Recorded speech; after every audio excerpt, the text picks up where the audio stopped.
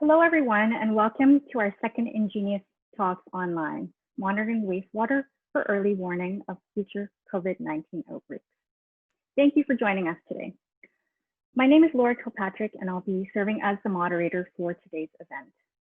So this is a Zoom webinar, which means that all attendee microphones and videos have been disabled.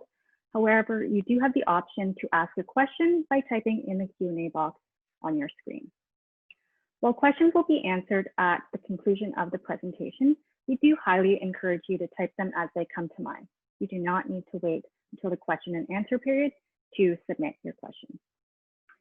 Please be mindful that we'll try to get to as many questions as possible, but cannot guarantee that all will be answered. You may also talk amongst each other by typing in the chat box on your screen.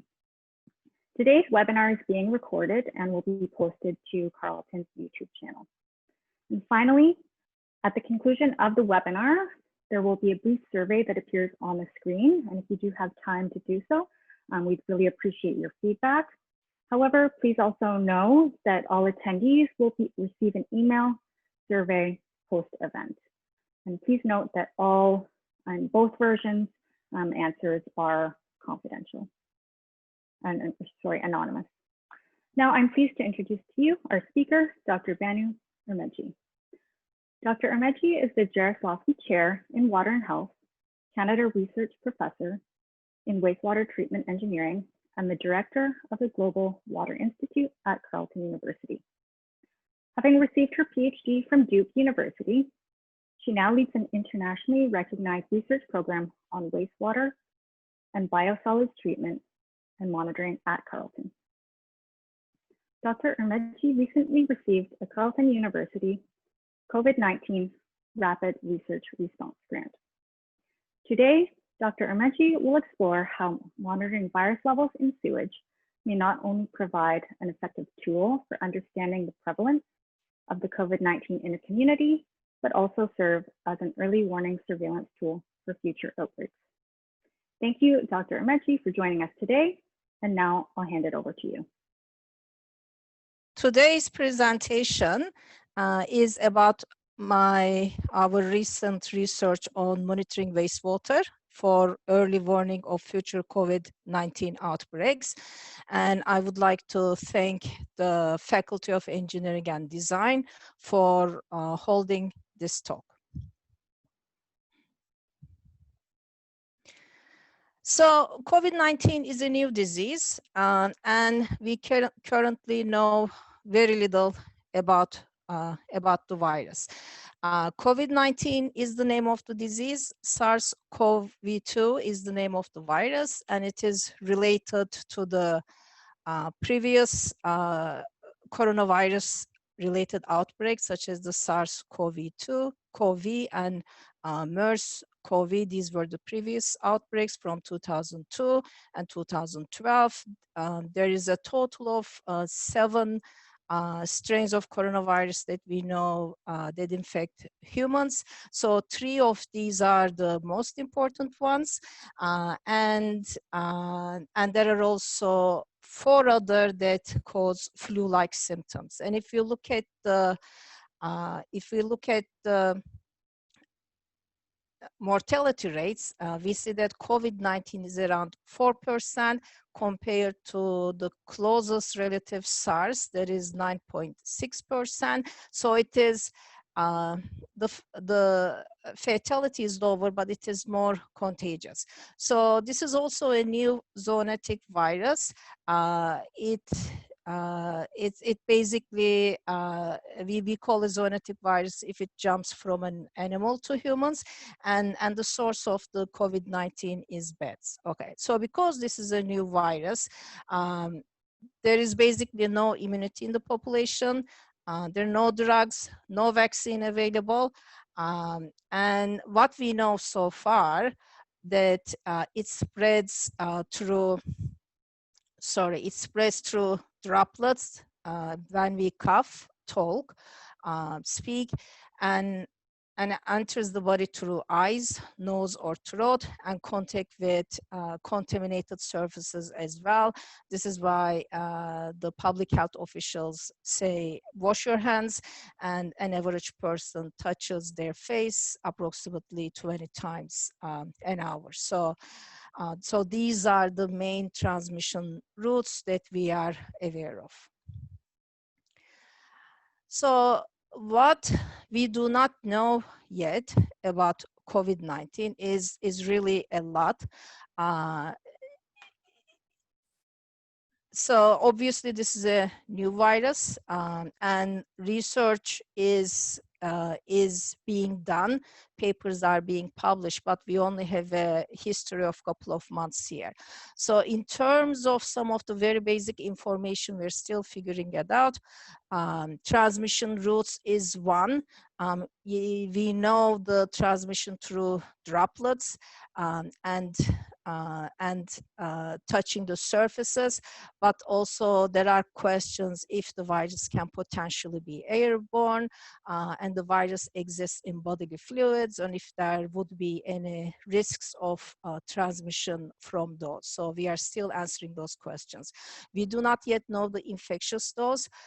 We do not know how long does the virus last inside the body. We know that COVID-19 patients shed the virus over several weeks, and we do not really know anything about the fate and stability of the virus in the environment and susceptibility to environmental factors such as temperature, sunlight, pH, and factors like that.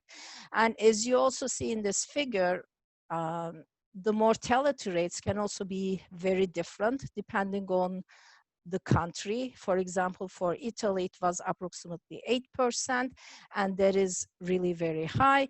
And there are also questions about possible different mutations that may be causing these differences. Okay, if you look at the global picture, overall, there are approximately 8 million confirmed cases of COVID-19 and approximately 500,000 of deaths. And so COVID-19 is everywhere, as you can see from this map. And if we look at Canada more specifically and what is happening in each province, Quebec and Ontario, they have the highest number of cases as well as the highest number of deaths. Compared to Quebec and Ontario, other provinces have much lower confirmed cases and number of deaths.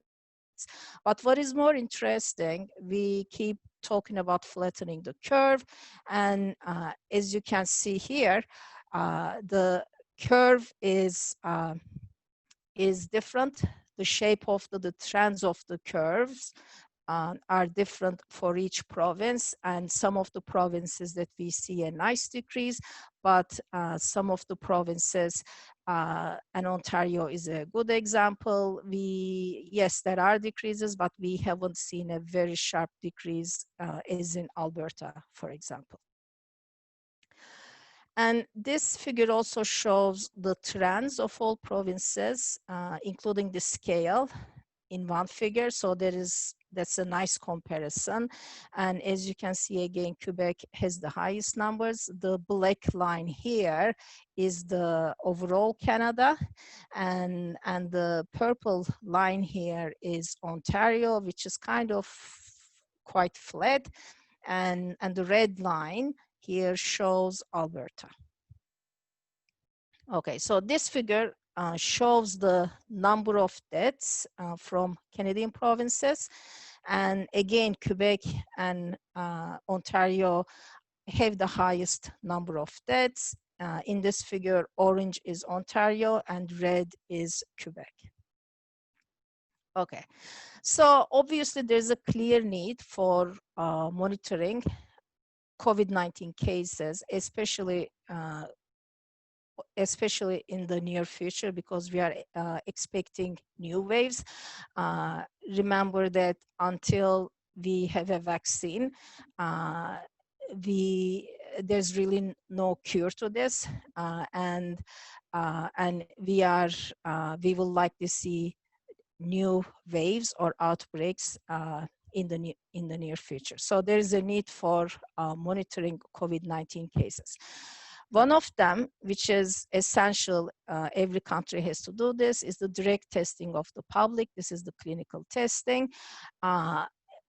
However, we also need to be aware of the limitations. So direct testing of the public is labor and time intensive. It is expensive. It has limitations such as asymptomatic cases would not be caught with direct testing. There is a high rate of false positives, negatives. So this article is very recent, just last week. It was published, but the false negative rates can be very high. So these are obviously concerns. And another concern is the limited coverage. So we tend to give tests to people who are sick.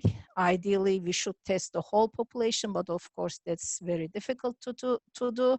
And so that also brings some questions about the statistical representation of the data of the overall population and some bias related to that.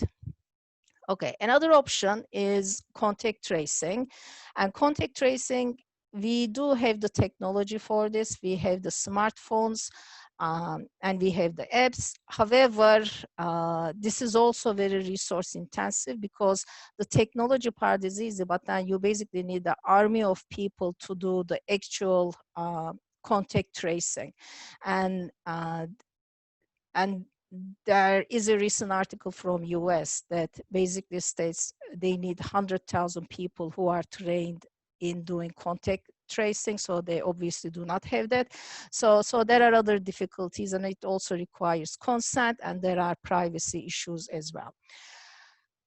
Now, wastewater-based epidemiology, and I'm going to give more information about this in a few minutes. So there's no silver bullet here. Wastewater-based epidemiology also has its advantages, but limitations as well. And one of the limitations is because this is a brand new virus, the methods are still in the development stage. We can detect the virus, but there aren't any standard methods yet.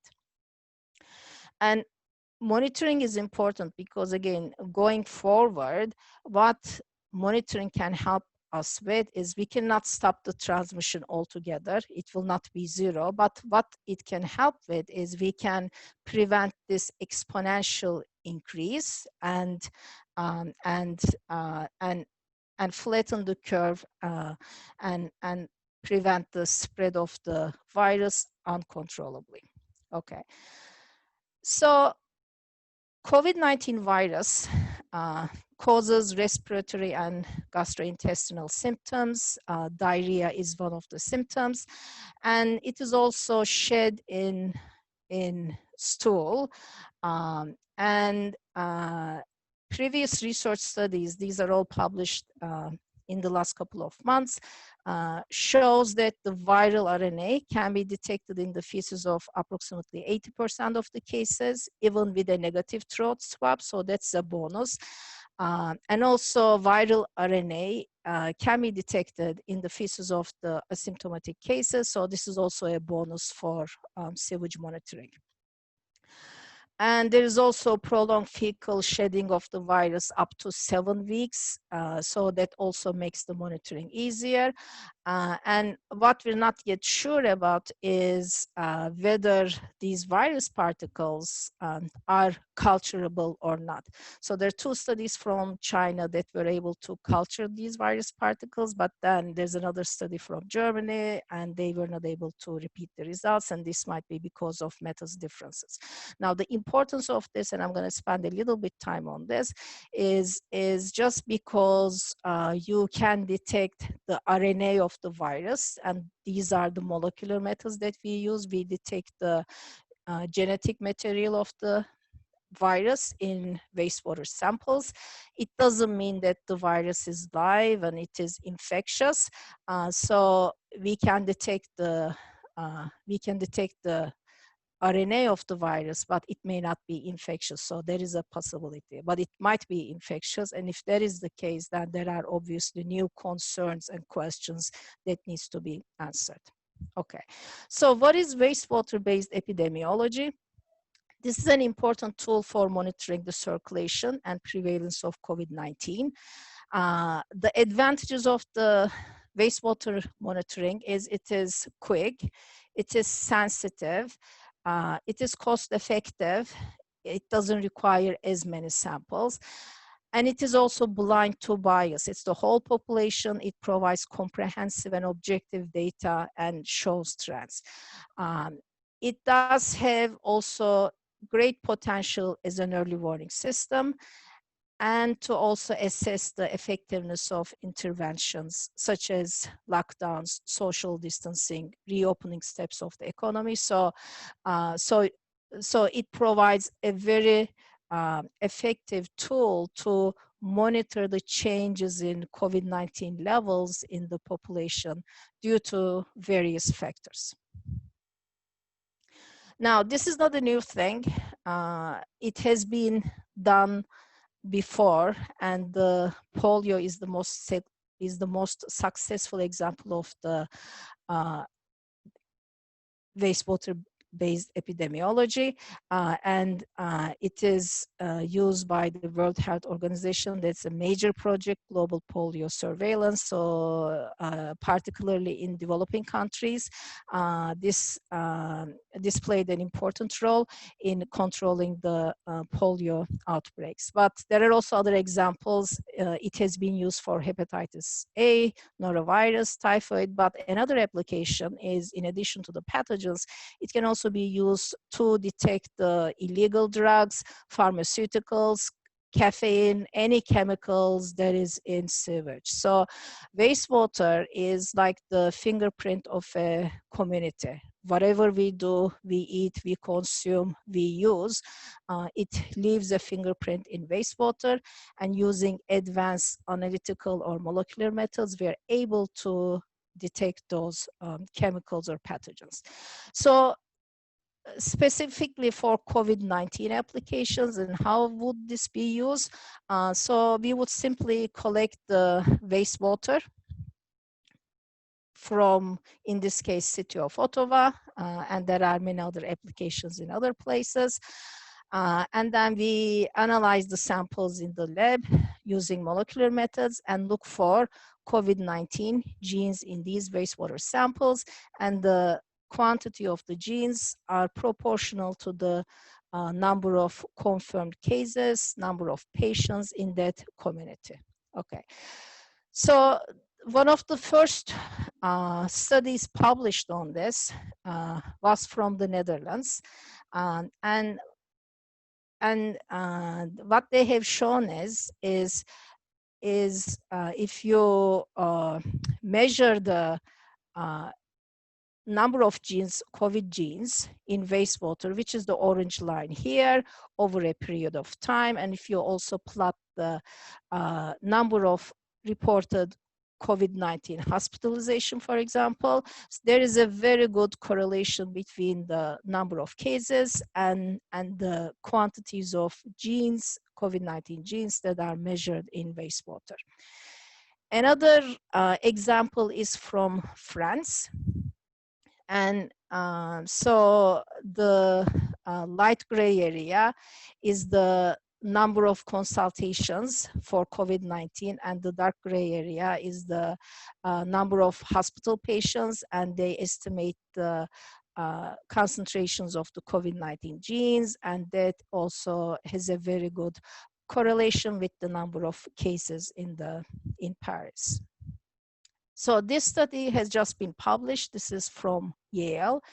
And what they've done is, instead of wastewater, they measured the virus in primary sludge. So this is, again, at the very beginning of the treatment plant. This is untreated sludge. And what they've seen is, in the very first week of the outbreak, the measurements, the concentrations of the virus in the wastewater is in fact much more sensitive compared to the number of patients data.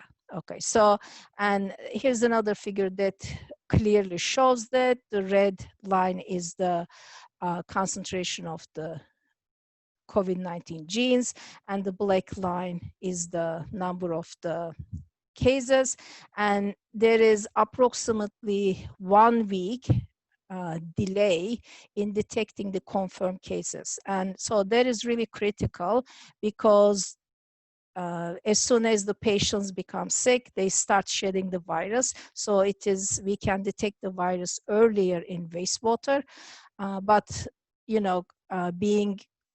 um, but having the clinical tests and then getting the results, it does take some time. So there is a delay that the patients develop the symptoms first, they feel sick, they see a doctor, the test is done. So there is a time delay there. And in an outbreak, that 1 week can be very helpful in preventing the uncontrollable spread of the virus. And so this is the importance of wastewater monitoring for COVID-19. So this is also very recent results from US published on June 14. And so these results are from Florida. Now going forward, obviously we cannot live under lockdown forever. Obviously the economy is going to open up, but it's also very important to do this in a controlled manner. And what we're seeing now, for example, is that as soon as the economy began opening, there is a spike again in the number of cases. So again, I would like to remind us, there is nothing different compared to 2-3 months ago. We do not have a cure yet. We do not have a vaccine yet. The virus is out there, and nothing really has changed. We are practicing social distancing to minimize that exponential growth, so our hospitals can deal with the outbreak. But other than that, there's really nothing different. And if we start going back to doing things as usual, we are going to see these spikes.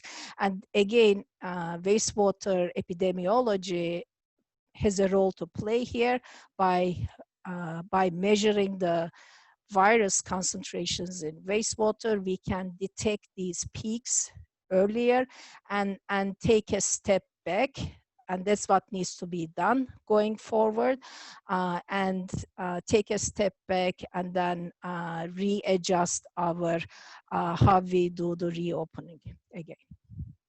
Okay, so for those of you who are not very familiar with wastewater collection or treatment, in every community there is a drinking water treatment plant.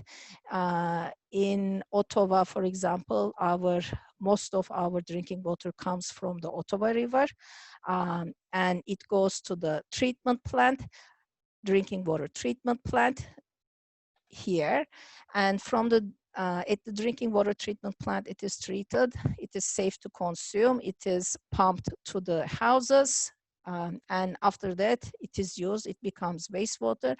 And there's a whole other pipe network for collecting wastewater, and that pipe network wastewater collection system takes the wastewater to the wastewater treatment plant. Wastewater treatment plant treats the wastewater, and it is discharged back into the Ottawa River.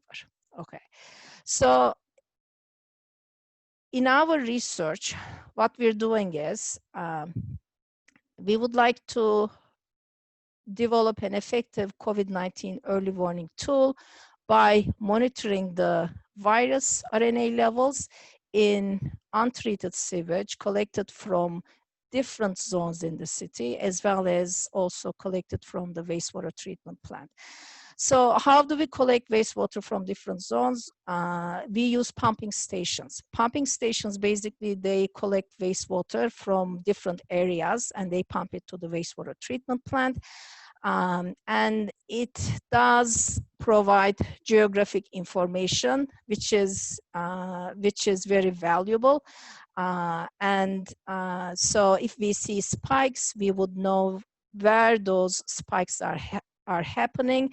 And in our research, we have also chosen these pumping stations strategically, and it would be possible to intervene and take measures take measures to limit the spread of the virus. If we also know not only the concentration, but also where in the city the peaks are happening. So obviously we're scientists, we are also interested in lots of other things, and that includes the fate and persistence of the virus in the environment, in the sewer systems, and also at wastewater treatment plants. How well are we able to remove the virus during wastewater treatment? Okay. So in our research, soon after the outbreak, we knew about the outbreak, we started collecting samples, both from the treatment plant and also from the pumping stations. And we would like to continue sampling until at least fall, and which will allow to understand the baseline levels in the city, and also how the virus concentrations correlate with changes in the peak due to the, for example, opening of the economy. Black Lives Matter is another example. So we would be collecting this data. And we would also analyze the public health data, such as number of infections, number of deaths, establish correlations. And the idea is to contribute to a wastewater-based epidemiology model to effectively manage the future waves of COVID-19. Okay, so we have a very well-operated wastewater treatment plant in Ottawa. And I've seen lots of wastewater treatment plants, hundreds of wastewater treatment plants, and this is a really well-operated treatment plant, and the staff is very knowledgeable. So some of the samples are collected from the wastewater treatment plant. I included this figure not to scare you. I know this is a public talk, maybe there's a lot of detail, but this is just to show that wastewater treatment plants are major engineered structures, facilities. There is a lot happening. There's also biological, physical, chemical treatment processes. And basically we are collecting samples, not only from the beginning of the treatment plant, but also throughout the treatment plant. And some of the things that we're interested in is how much remains in the effluent, how much goes into solids, and what are the effectiveness of different treatment processes in removing the virus. We are also collecting samples from pumping stations, as I mentioned. So there are approximately 70 pumping stations in Ottawa, and we're collecting samples from 7 of them. And this is what the sewage system looks like. This is just a very small section of it. But to give you an idea, because these wastewater structures are underground, nobody sees them, nobody really understands or appreciates the magnitude of these structures and the importance of these structures. So if you look at the total length of the sewers in Ottawa, it is approximately 3,000 kilometers of pipes just for wastewater collection in Ottawa. So that's a huge number. And the pipes, they can be quite small, ranging from 20 centimeters in diameter up to 3 meters in diameter. So this is a major collection system, and there are approximately 70 pumping stations all around the city that collects the wastewater and pumps it to the wastewater treatment plant. So it is obviously very important to strategically select these pumping stations. We cannot possibly sample from each pumping station. So with the help of the city of Ottawa, sewage collection unit. We chose pumping stations, and one of the criteria for us was not only to cover the whole city, east, west, north, and south, but also make sure that we include the hospitals and some of the very critical facilities such as long-term care facilities, retirement homes. We all know that our elderly population is the most vulnerable to these disease, but also other places such as prisons where it would not be really possible to effectively practice social distancing, and also university campuses and other crowded places. Okay, so how is this going to be useful? We're not only measuring the concentrations of the virus in wastewater, but we're also combining this with the public health data, and we share this information with the public health officials. So the idea is it feeds into smart decision making and will help us to monitor the progression of this disease, and if there are any adjustments that needs to be made, so that can also be accommodated. Okay, so some of the other projects at Carleton that we're working on is similar to this, COVID-19 monitoring in wastewater, but maybe on a smaller scale, focusing on retirement communities, for example, or long-term care facilities. And the advantage of that is, like, when you collect samples from a big city, there are too many unknowns, but with small scale applications, there would be more control on the process, and there would be and we can better understand some of the parameters that impact the observations. So another concern is the bioaerosolization of the virus in potential transmission settings. So for raw wastewater, untreated wastewater, for example, and this might be a concern particularly for wastewater treatment plant workers, that there is a possibility with splashes and aerations to aerosolize virus particles. And then the question is, okay, like, what is the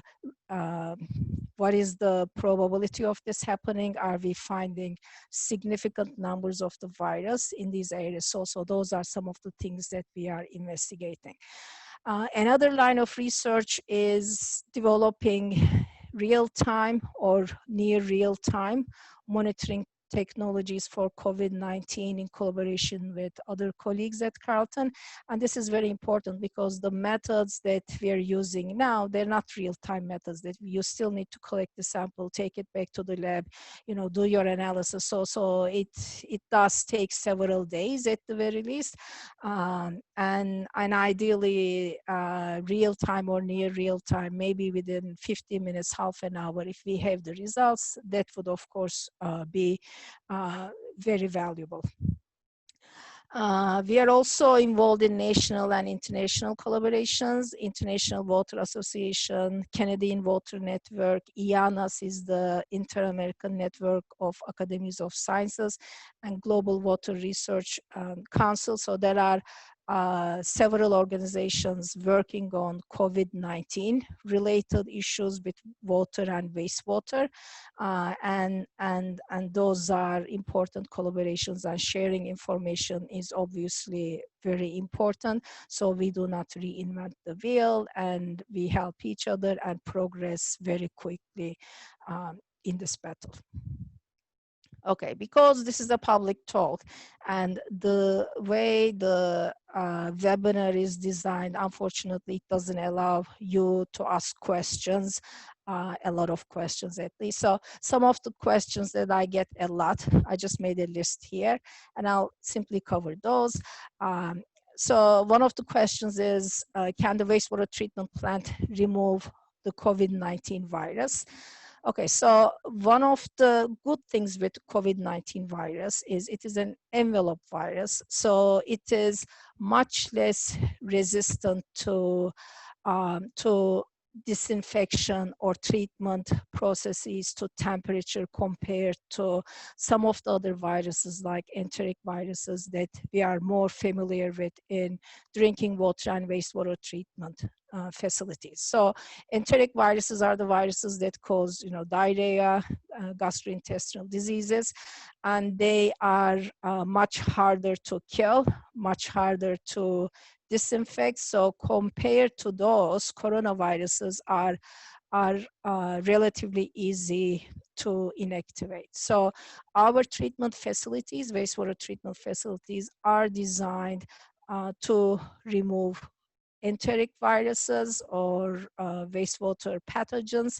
And depending on the virus, some of the viruses can be removed very effectively. Some of them may not be removed as effectively.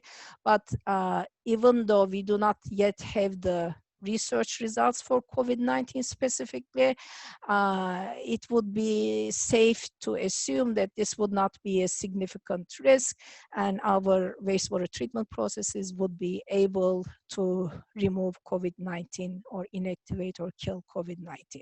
Okay. Another question that I get a lot is the virus in my drinking water? Is it safe to drink tap water? So the virus is not in your drinking water, and it is very safe to drink tap water. So far, the virus has not been detected in surface waters, but I will also tell you this, it's only a matter of time. Okay, the virus at some point will be detected in surface waters, in lakes, and the reason for that is, we might have combined sewer overflows, some stormwater going in, and so if there is raw sewage in there, and if it has COVID-19 virus, it will at some point end up in surface waters. Okay. However, what is also important to emphasize here is the previous argument I made that what we're measuring is the genetic material of the virus. Even if you detect a PCR signal, it doesn't mean that there is a infectious virus in water. Even if there is, and there might be, some very small quantities, the virus is not waterborne. You do not get sick by drinking it, eating it. So this would not be a significant concern. Can the virus get into the Ottawa River? Is it safe to swim? Maybe very small quantities can get into the Ottawa River, but also consider that the impact of dilution. Ottawa River is huge. And is it safe to swim? There is not a significant risk reported for swimming, and it should be safe. Okay.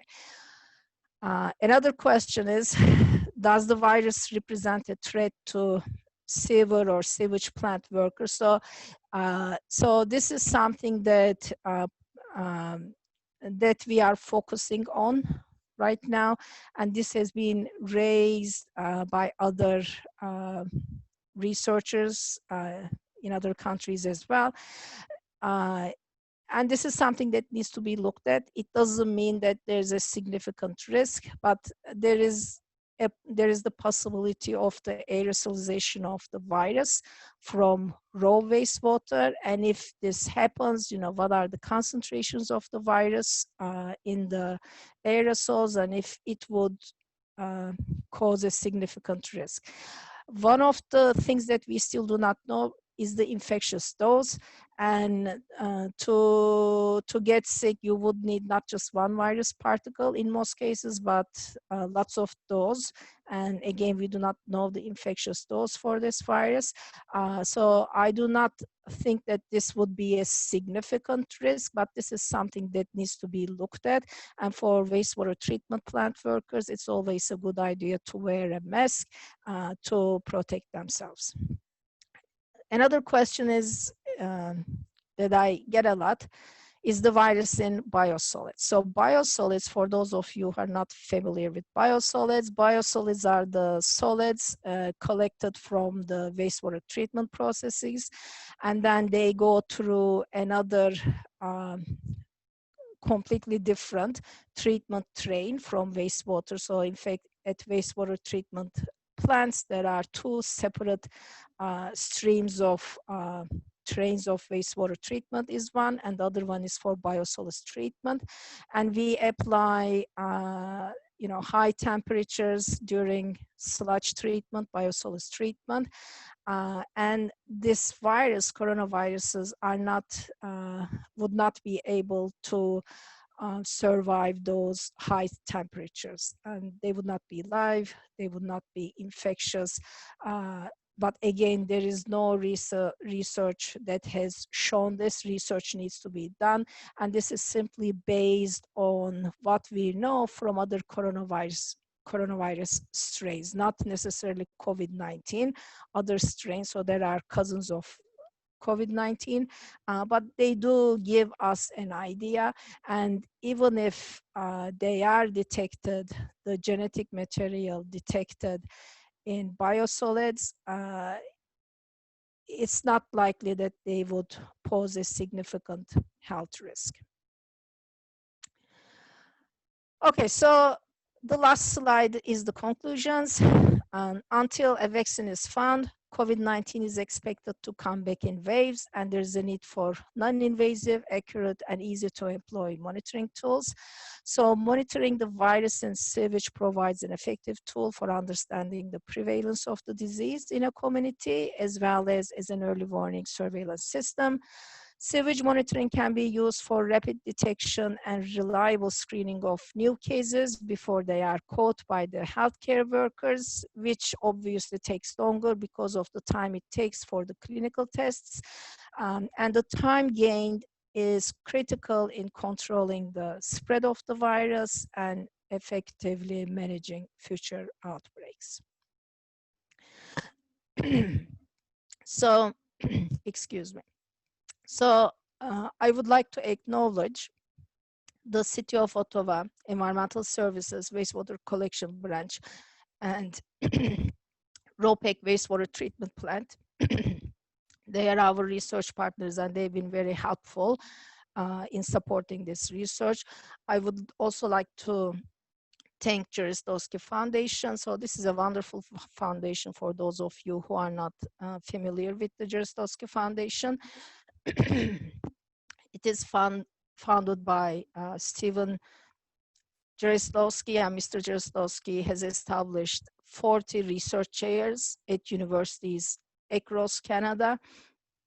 And they are all brilliant researchers, and they're working in different fields, humanities, arts, and sciences, and they're making very significant contributions to Canada. I would also like to thank Carleton University. It's my home university, obviously. I love Carleton, but Carleton has also allocated COVID-19 rapid research response grants, which really helped us to cover some of the cost of the research that we are undertaking, and also NSERC, which is our federal funding organization for research, for their support. Thank you. This is my email address. If you have any questions or if you want to partner for research, please feel free to email me. And finally, very last slide, keep washing your hands. This is really important. This is the best thing that you can do for yourself. Thank you. Wonderful. Thank you, Dr. Örmeci. So we did have a few questions submitted via the Q&A box, so thank you to everyone for doing that. Our first question, so if COVID-19 survives in wastewater sewage, how thoroughly is it and other viruses and bacteria killed in the process of treating the sewage? And how does treated waste exiting plants lead to spreading diseases like COVID-19 to downstream populations like towns and cities? Okay, so I discussed this a little bit. In wastewater, there is a wide range of microorganisms. Some of them are pathogenic.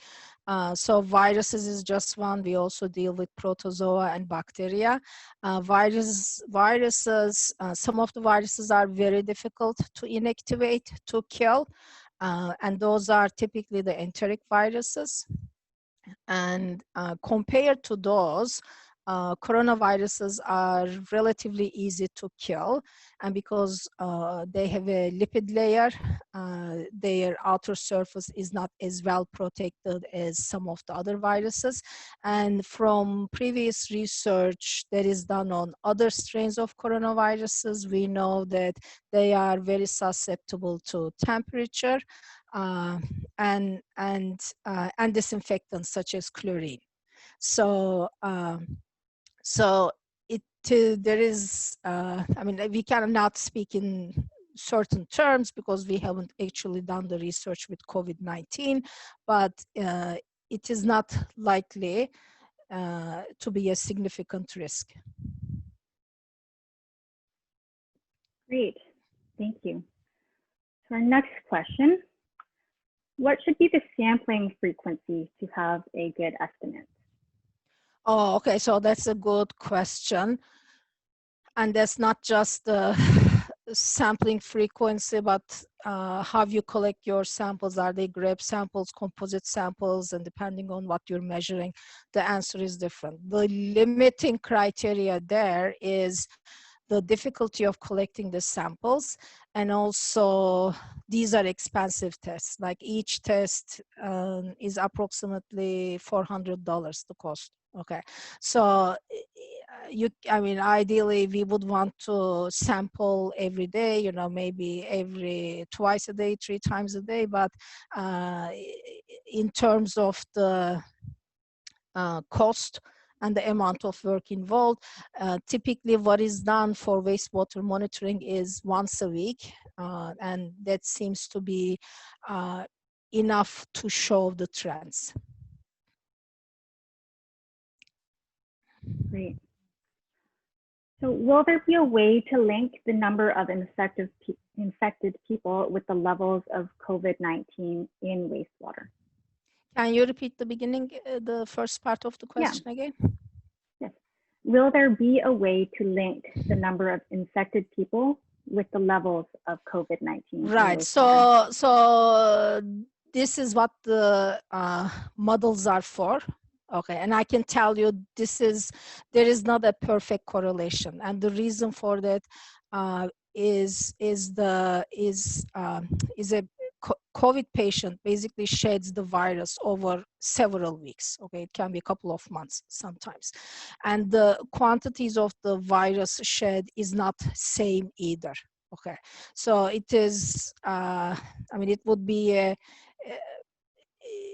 pure estimation, kind of to come up with a round up a number. Okay, this is the number of virus particles that can be shed by a person. So there are some assumptions that needs to be made, but there are also models, epidemiologic models that exactly does this. So it is possible, but it may not be very accurate, but it would give us an idea. Thank you. So another question is, has this method of detection been used for earlier, for instance, 2002 and 2012 virus outbreaks? For 2002, I believe so. For MERS 2012, I have not seen any studies on that. And one of the reasons maybe is MERS was also a bit more limited to Middle East. There might be studies, I may not have seen it, but the outbreak SARS-CoV, the first one from 2002, was better studied, and there's also more research in the what happens in the feces, fecal matter. Can we recover the virus? Is it infectious? So there has also been more work done on that, on the first virus. Okay.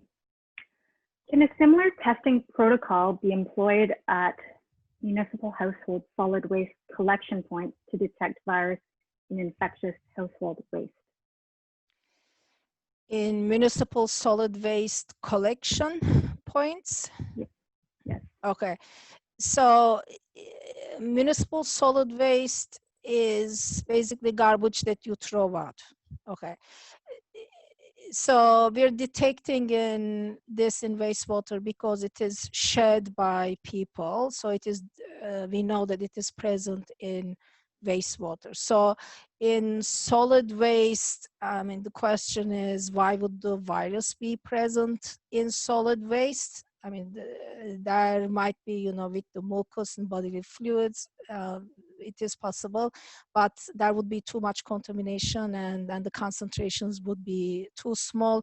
So that may not be a worthwhile effort.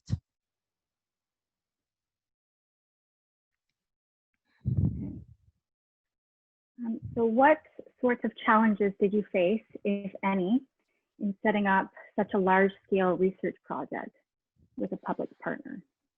Okay, so our main challenge is the lab was closed.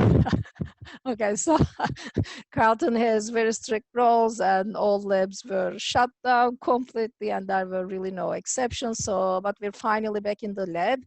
And in terms of the partners, everyone is very supportive and it is all collaborative research. We share results.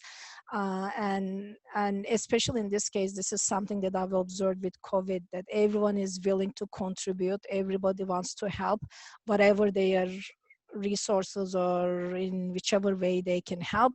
And that also applies to us. You know, we have some skills, we have some equipment, we have some methods that we can contribute to this. And everyone has been very willing and supportive so far.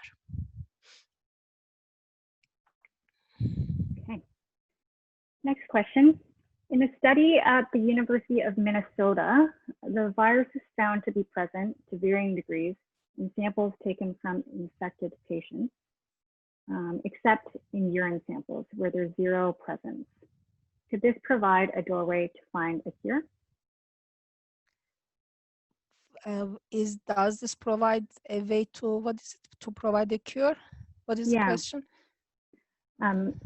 The virus is found to be present to varying degrees in samples taken from infected patients, which is in blood and feces and mucus, except in urine samples where there's no presence.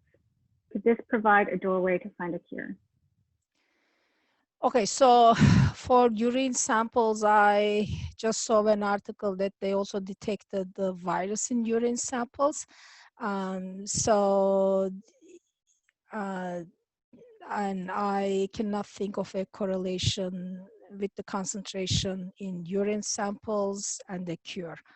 And another point to make here is there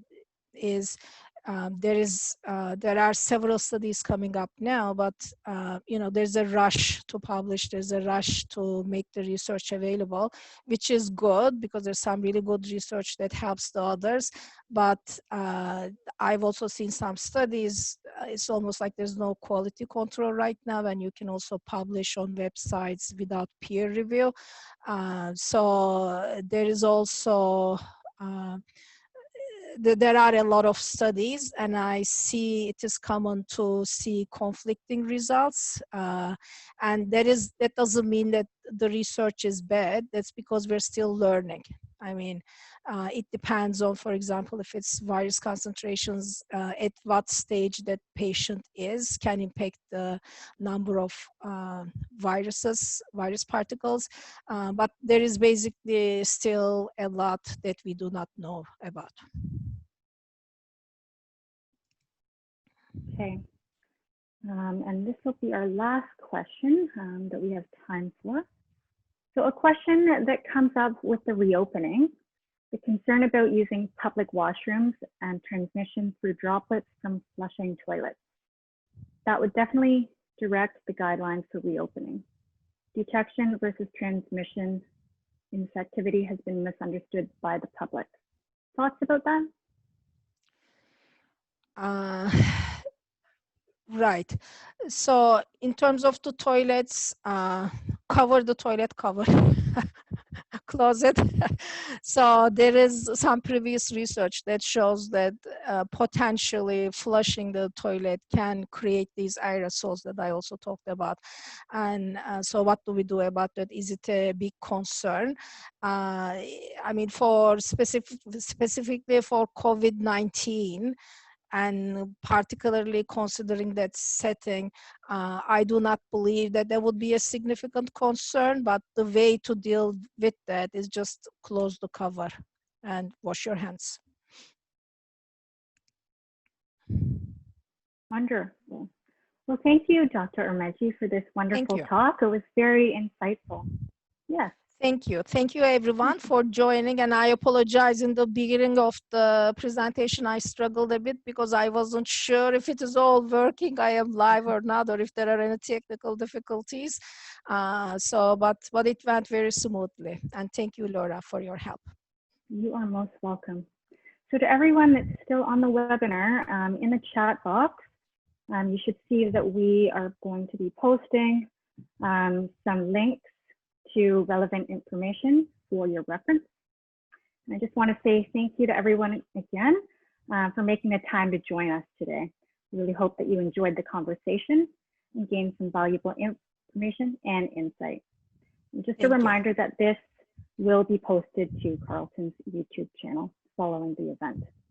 As you can see, so I'm just going to put up a brief survey on the screen. If you do have time to fill it out now, please do so, but remember that all attendees will receive a separate survey via email and that all answers are anonymous, and we really appreciate your feedback.